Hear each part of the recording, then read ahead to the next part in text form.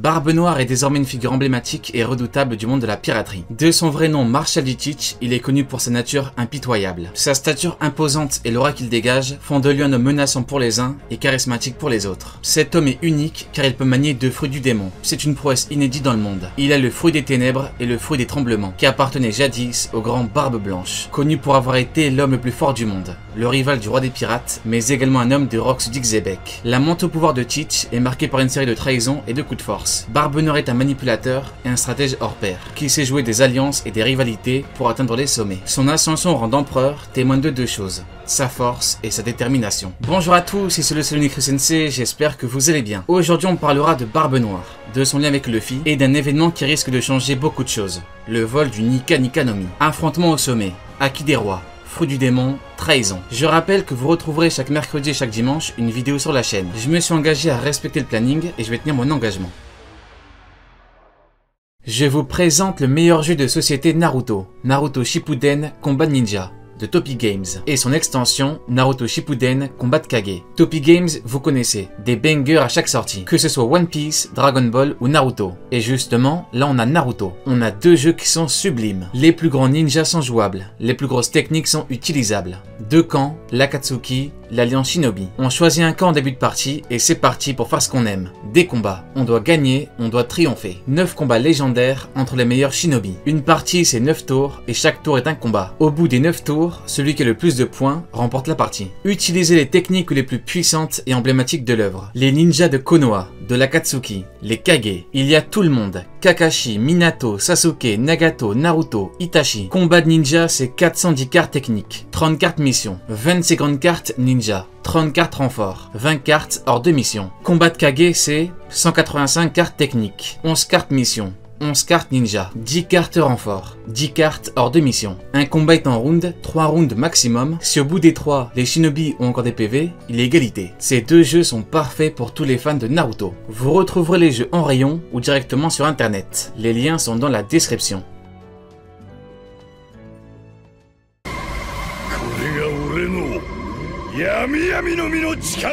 Un an avant le chapitre 1050, j'avais théorisé la chute finale de Kaido dans le chapitre. Et c'est arrivé. J'ai réitéré pour le chapitre 1100. On n'avait pas d'infos quant à Dragon, quant à une éventuelle apparition dans le chapitre, mais j'en ai parlé. Et le flashback de Kuma est très lié à Dragon. Le flashback a continué, chapitre 1100, et Dragon apparaît bien. J'ai envie de retenter l'expérience, mais cette fois avec Barbe Noire, Marshall D. Teach, qui apparaît pour la première fois au chapitre 223, pour être présenté en totale opposition avec Luffy. L'un adore une tarte aux cerises, l'autre la déteste. L'un adore une boisson, l'autre la déteste. Les deux hommes se feront des regards noirs, une compétition de commandes, et ils se disputeront. Je l'annonce, vous verrez que 1000 chapitres après ça, Luffy sera de nouveau face à Barbe Noire. Sauf que la donne aura totalement changé. Ils ont surmonté les moqueries. Ils ont laissé les ignorants rire sur le chemin de la gloire. Ils ont remporté des combats sans les points. Et ils se retrouveront dans les hautes sphères de la piraterie. L'histoire de Barbe Noire est riche en rebondissements. Il représente l'ambition démesurée et la soif de pouvoir. Mais également un homme persévérant et un génie tactique. Son existence même apporte une dimension sombre et intrigante, faisant de lui un antagoniste mémorable, mais également un personnage qui deviendra légendaire. Barbe Noire est un pirate qui a de très grandes ambitions, une très grande détermination et une volonté à toute épreuve. Barbe Noire est un homme qui sait ce qu'il doit faire et ne pas faire pour atteindre son but. Et ce qu'il caractérise, c'est qu'il sait saisir les opportunités. Quand il a reconnu le Yami Yami no Mi, il n'a pas hésité avant de trahir Satch, trahir Barbe Blanche, sa famille et à s'en aller, alors que Newgate l'aura recueilli. Et au final, on peut dire que ce qui a causé sa perte, c'est ce à quoi il a voué sa vie, son amour pour sa famille et la grande confiance qu'il avait en ses fils. C'était le talon d'Achille de l'empereur. Voilà pourquoi Sengoku a élaboré tout un plan pour atteindre l'inatteignable, pour atteindre l'homme le plus fort du monde. Barbe Noire est un néo Barbe Blanche, mais il est beaucoup plus sombre, beaucoup plus méchant, mauvais, malveillant, et il n'a pas la faiblesse de Newgate, une famille. Il a recruté le meilleur second qu'il pouvait recruter, Shiryu de la Pluie, ex-gardien-chef d'Impel Down, homme à l'image de Teach. Dis-moi qui est le second, je te dirai qui est le capitaine. Shiryu est méchant, mauvais, malveillant, et malgré un enfermement, il n'a pas perdu sa volonté. Il a su saisir une opportunité, exactement comme Teach. C'est un point fort, et comme ça, on n'a pas de regret. Autre élément qui montre qui est Teach, le recrutement d'Aokiji, l'ex-amiral. Il broyait du noir. Il n'avait plus rien à perdre parce qu'il avait tout perdu. Garp l'a entraîné pour qu'il devienne le meilleur marine possible, mais Kuzan quitta finalement l'instance. A priori, on avait deux hommes que tout opposait. Pourtant, Barbe Noire a su trouver les mots pour le convaincre de le rejoindre. C'est l'un des meilleurs et l'un des plus grands recrutements l'aboutissement de l'œuvre. Barbe Noire montre l'homme qu'il est. Il montre qu'il sait parler, convaincre. Teach a le sens du verbe. Il sait rallier. Et dans un certain sens, il partage ça avec Luffy. Rappelez-vous des mots de Mihawk. Il a fait une observation perspicace sur Luffy. Alors qu'il voulait lui ôter la vie, il est surpris de voir que beaucoup de combattants, alliés comme ennemis, se porte volontaire pour le protéger. Mihawk reconnaît alors le plus grand pouvoir de Luffy, une capacité exceptionnelle à rallier. Selon Mihawk, c'est son atout ultime. C'est le plus dangereux. C'est une forme de charisme qui inspire loyauté et dévouement. Barbe Noire a, en seulement quelques mots, recruté un ex-amiral, qui est l'ancien élève de Garp, et qui était ennemi de Barbe Noire. Il partage donc ça avec Luffy. Et ce qui est intéressant, c'est que Kuzan n'est pas seulement devenu commandant, car c'est devenu un proche de Teach, qui combat sincèrement pour lui. Garp est son ancien maître, et alors qu'il aurait pu le laisser partir, Kuzan l'a stoppé. Il lui a dit « On ne peut pas laisser passer ça. Kobe, tu ne peux pas t'échapper quand Teach n'est pas là. » Il aurait pu ne pas intervenir et laisser Garp et Kobe partir. Pourtant, il décide de son plein gré d'intervenir. Barbe Noire est donc un homme qui a pu recruter un ex-amiral et en faire un homme prêt à renier son ancien maître, mentor et proche. Il est peut-être différent de Roger dans plusieurs aspects, mais c'est également un pirate qui partage des points communs avec lui. Exemple clair, l'importance des rêves et de la liberté. Roger a dit « Les passions et les rêves sont comme le temps. Rien ne peut les arrêter. Il en sera ainsi tant qu'il y aura des hommes prêts à donner un sens au mot liberté. » Barbe Noire est un homme qui donne un sens au mot liberté. Pour Barbe Noire, rien ne peut arrêter les rêves des hommes. Les hommes ne cesseront jamais de rêver. C'est une phrase que Roger aurait pu dire. Barbe Noire a dit à Kuzan « Désormais tu es libre. Que veux-tu faire ?» Il laisse le choix à Kuzan. Il l'a convaincu en affirmant qu'il était libre. Kuzan peut faire ce qu'il veut. Teach est un pirate qu'on pourrait qualifier de jusqu'au-boutiste. C'est un homme pour qui la fin justifie les moyens. Il est prêt à tout pour son but. Il n'a pas hésité à trahir l'homme qu'il a recueilli. Teach était orphelin quand Newgate l'a accepté. Sauf que malheureusement, sa famille et ses rêves étaient incompatibles. Barbe Noire a donc fait un choix. Zoro avait dit à Luffy qu'il avait un but. Devenir le meilleur épéiste au monde. Et que s'il se mettait entre lui et son but, il le paierait très cher. Ce qu'il faut comprendre, c'est que là, à l'instant T, pour Zoro, le titre, c'est le Graal. Il ne met rien au-dessus. Pourtant, plus tard, il s'est sacrifié pour Luffy. Mihawk lui a dit qu'il a trouvé une motivation plus forte que son ambition. Faire de Luffy le roi des pirates. Quitte à ne jamais devenir le meilleur épéiste au monde. On a donc une hiérarchisation d'importance, car il décide que sa motivation est désormais plus importante que son ambition. Pour un épéiste, l'honneur est important. Pourtant, il demande à Mihawk de l'entraîner. Et c'est là que Mihawk a compris. Barbe Noire est quant à lui totalement différent, parce qu'il place son rêve au-dessus de tout.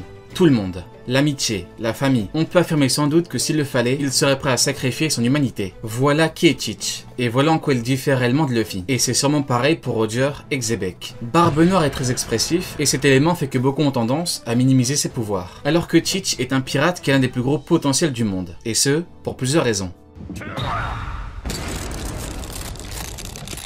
Il n'a pas un, mais deux fruits, dont un qui est à Newgate. On disait qu'il pouvait détruire le monde. Il était considéré comme étant un être supérieur. Il était au sommet du monde. Et à la base, on l'a vu affronter Roger avec Jackie des Rois. Mais le temps et la maladie font que le Haki des Rois a été mis de côté. Par contre, on ne peut négliger le fait que Squardo l'ait trahi, et que la trahison a aggravé son état. Donc, nul ne peut affirmer ou infirmer une très bonne maîtrise du Haki des Rois quand il est vieux. Ce qui importe réellement, c'est que Newgate représentait un mur infranchissable pour la marine. Et Barbe Noire a volé son fruit. Sauf que depuis Dressrosa, on connaît l'importance des éveils de fruits et leur potentiel. Et quand Teach a croisé l'eau, même lui qui connaît très bien les fruits était dans l'incompréhension, car les éveils de fruits sont propres à chacun. Si deux personnes mangent un fruit identique à deux époques différentes, et que les deux éveillent leurs fruits, ils peuvent ne pas avoir les mêmes techniques. Voilà en quoi Barbe Noire est dangereux. Il a mangé le fruit de l'homme qui pouvait détruire le monde. Il peut l'éveiller et l'utiliser à sa manière, avec ses techniques. Il pourra avoir des techniques de destruction qui lui sont propres. Barbe Noire est un homme qui rêve de grandeur, de sommet. Et quoi de mieux que le fruit de Newgate pour arriver à ses fins. En plus du Gura, il a mangé le Yami. Et fait intéressant avec le Yami, Teach dit que c'est le fruit le plus dangereux parmi tous les fruits.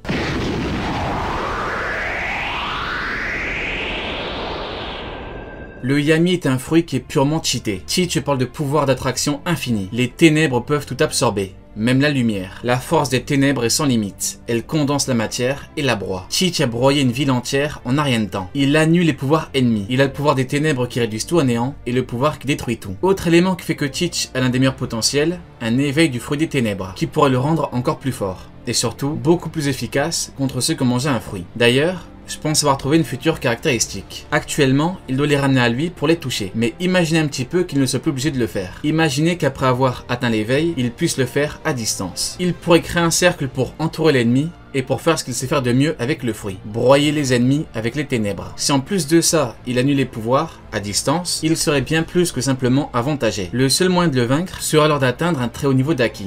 Et quand je dis très haut niveau, c'est le haut du panier, parce que Teach a également du Haki.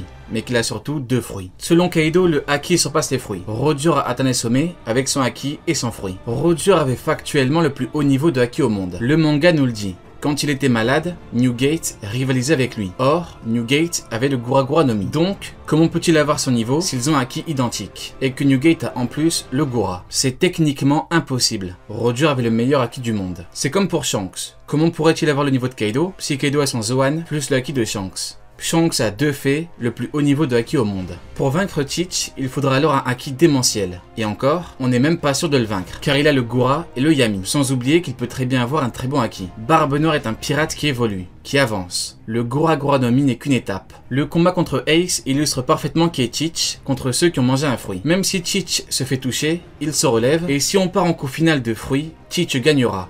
Car les ténèbres absorbent tout. Il a dit que le Yami l'a choisi. C'est un peu comme Luffy avec le fruit Nika. Les fruits les ont en quelque sorte choisis car ils ont ressenti que ces hommes étaient aptes à maîtriser leur pouvoir. Luffy est la lumière, Barbe Noire les ténèbres. Luffy est le soleil, Teach la lune. Selon Teach, les ténèbres absorbent tout. On aurait pu croire que la lumière était supérieure, mais ce n'est pas le cas. Un homme comme Kizaru qui est mauvais en offensive ne tient pas longtemps contre Barbe Noire. Si tu ne brilles pas par ton haki, que tu n'as pas de technique qui immobilise et que tu n'excelles pas en technique offensive, tu ne pourras quasiment rien faire contre lui. Même la vitesse de Kizaru ne peut rien faire contre lui, contre l'attraction des ténèbres. L'eau s'est bien débrouillée car elle a une technique offensive qui est énorme, en intensité, en puissance, en efficacité. Mais dès que Teach met pieds à terre, et dès qu'il utilise le Yami, le visage de l'eau change totalement. Il est désormais impuissant. Et tout ça, il faut le garder en tête pour comprendre ce que Luffy devra affronter. Après Onigashima, Teach est parti voir Boa Hancock. Il voulait récupérer son fruit. Il est parti avec Devon et Vasco Shot. Il a reconnu ses pouvoirs. Il est parti en personne, car le fruit est spécial, et il demande carrément aux marines s'ils veulent déclencher un conflit. Cet événement illustre à merveille l'efficacité du Yami. Il l'a chopé en un rien de temps. Il a annulé ses pouvoirs. Elle était totalement démunie, car elle utilise sa force brute. Et Teach est quelqu'un qui est extrêmement fort. Sur Banaro, l'auteur montre bien que sa force est énorme. L'auteur avait tout prévu pour le Gura. Une énorme force et le Gura. C'est un peu comme le Mero et la beauté de Boa. La combinaison est parfaite. D'ailleurs, le combat sur Banaro illustre bien la différence fondamentale qu'il y a entre un commandant et un Shibukai. Ce que l'auteur appelle les compétences de base, ou capacités. Haki est tout ce qui fait d'un combattant un combattant. Doflamingo a un fruit qui est excellent.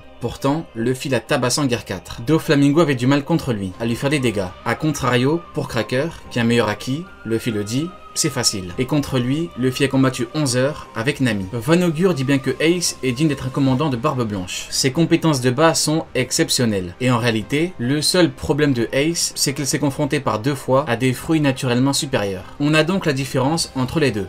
Mais qu'en est-il des empereurs? Eh bien là, c'est encore pire. Car pour un empereur, on parle d'excellence. Un empereur excelle partout. Haki, fruits, maniement, résistance, force, etc. Barbe Noire est un empereur qui a su s'imposer, qui a le niveau, les compétences, 2 fruits et un énorme potentiel évolutif qui est dû notamment à la nature même de son fruit. Comme il le dit, les ténèbres sont infinies. Quand on regarde les fruits que Teach a volés, on peut remarquer que les choix sont plutôt étonnants. On a entre autres le Kitsune, on change d'apparence, la téléportation ou encore le fruit de l'île. On contrôle une île. Ce sont de bons fruits, mais c'est à se demander si Teach n'a pas un plan précis. Ou alors, si ce n'est que par volonté de ceux qui les mangent. Il hésite à vendre le Ope no Mi. Il pourrait l'attribuer à quelqu'un, mais ça ne l'intéresse pas. Pourtant, on sait tous que c'est l'un des meilleurs fruits. Mais Teach s'en fout. Il hésite. Veut-il le vendre? Ce qui pourrait démontrer une certaine volonté particulière. Donner des fruits précis pour un plan. S'il y a bien un homme qui planifie toute sa vie, c'est Teach. Teach, c'est 1. Je fais des plans, et 2. Je saute sur les opportunités. Autre élément intéressant que j'ai remarqué, Burgess voulait voler le fruit de Luffy, le Gomu Gomu no Mi à l'époque. C'était censé être le fruit du caoutchouc. Donc, pourquoi ce fruit en particulier? Je ne sais pas si Teach sait quelque chose par rapport au fruit Nika, mais force est de constater que c'est étrange. Et si on avait en réalité quelque chose de gros? Ou alors un foreshadowing. Luffy est en guerre 5 sur sa prime. Tout le monde a pu le voir. Son ascension est connue de tous. Et la prime n'est pas passée inaperçue. Les membres du Gorosei ont tenté, mais ils ont échoué. Il n'y a donc plus de place au doute. Et comme Teach a un plan pour atteindre le sommet, et qu'il est très bien renseigné, il pourrait vouloir 2 choses. Voler le fruit Nika, ou alors éliminer son représentant. S'il l'élimine, il s'assure de la fin du guerrier libérateur. Mais s'il le vole, c'est peut-être parce qu'il en a besoin. Car quand Shanks a vu la prime, il a dit « Allons nous emparer du One Piece ». Est-ce lié à Nika? C'est fort probable. Ceux qui connaissent la vérité doivent connaître les liens qui unissent le fruit au plus grand mystère du monde. 3 hommes sont actuellement au sommet de la piraterie mondiale, et ces 3 hommes ont le même objectif. Sauf que certains connaissent des vérités que d'autres ignorent. Le fruit Nika permet de générer une énergie qui peut être nécessaire pour atteindre certaines choses. Et si Barbe Noire est au courant, alors on pourra avoir un incroyable retournement de situation. Barbe Noire qui l'utilise à ses propres fins. Tout ce qui entoure Teach est mystérieux. Et il faut savoir que, contrairement à ce que beaucoup pensent, le Yami n'est pas ce qui permet d'extraire un fruit. Car Burgess allait voler le fruit de Luffy. C'est donc quelque chose d'autre. Et Teach a sûrement un artefact antique qui lui permet d'extraire les pouvoirs. Un artefact antique que n'importe qui peut utiliser. Et en parlant de ça, on aurait tendance à l'oublier, mais sur Egghead, il y a un robot géant. Et il nous révèle justement que le Gear 5 dégage une espèce d'énergie qui semble l'activer. Le robot est vieux, pourtant l'énergie est telle qu'elle le réanime, en quelque sorte. Et cette énergie, que l'on peut qualifier d'antique, pourrait être l'outil qui sera au cœur de l'intrigue. Luffy, Shanks et Teach ont des rods, mais Luffy et Teach recherchent l'homme à la cicatrice de feu. On a donc une recherche qui est ajoutée à l'intrigue. Sauf que l'énergie est antique et qu'elle est source d'un immense pouvoir, qui peut tout bouleverser. Cette énergie fera l'objet de convoitises. Xebec, Im, Barbe Noire. Allez, Jané, tu n'auras pas à regarder ma vidéo pour rien.